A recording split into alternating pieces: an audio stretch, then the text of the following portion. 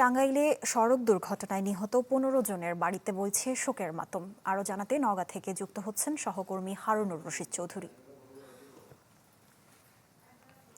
হারুন, নিহতদের স্বজনরা কি বলছেন এবং তাদের দাফন কখন সম্পন্ন হবে সবকিছু মিলে আমাদের সেখানকার পরিস্থিতি জানাবেন। সে পৌঁছেছে এবং এই মুহূর্তে যে মৃতদেহ গোসল করানো বলেন কিংবা কাফন পরানো বলেন সেগুলো আসলে সম্পূর্ণ হয়েছে। এখন আসলে জানাজার জন্য মূলত অপেক্ষা। যারা আত্মীয় স্বজন আছেন তারা আসলে দেখতে আসছেন।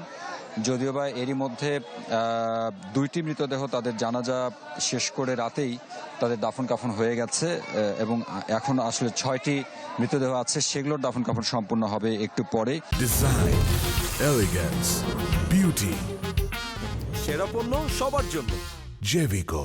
পাশের একটি খোলা মাঠ, অর্থাৎ মাঠে সেইখানে জানাজার আয়োজন করা হয়েছে এবং আপনি দেখতে পাচ্ছেন যে এই মুহূর্তে প্রচুর সংখ্যক মানুষজন আসলে এখানে এসেছেন এক নজর দেখবার জন্য এবং আশা করা হচ্ছে যে যেই জানাজা হবে সেই জানাজা আসলে প্রচুর সংখ্যক লোকজন আসলে উপস্থিত হবেন।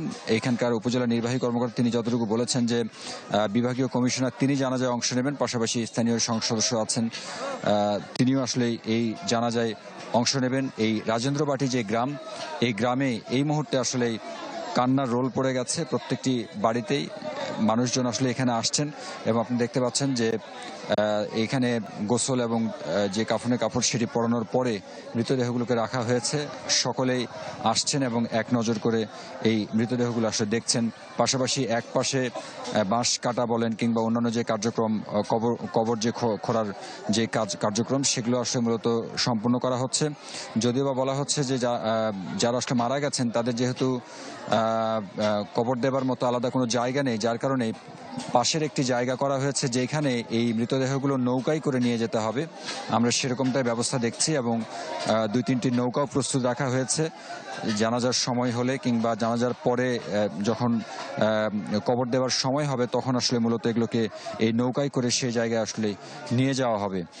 এখানকার লোকজন যেটি বলছেন যে যেহেতু এখানে জায়গা নেই সেরকম জানাজা করবার মতো, সুতরাং এত লোকের সংকুলন আসলে কেমন করে হবে সেটিও একটি দেখবার বিষয়। পাশাপাশি পরিবারগুলো যেটি বলছেন যে আজকে হয়তো দাফন কাফন শেষ হলে তাদের আসলে খোঁজ খবর নেওয়ার মতো কেউ থাকবে না, যার কারণেই সরকারের তারা সুদৃষ্টি কামনা করেছেন যে এই পরিবারগুলোর পাশে যাতে সহায়তার হাত বাড়ানো হয় এবং সেটি যাতে পর্যাপ্ত হয় তেমনটাই কিন্তু দাবি জানানো হয়েছে। মোটামুটি এরকমটা ছিল। জানাজার খবরগুলো আপনাদেরকে নিশ্চয় জানিয়ে দেবো আমরা।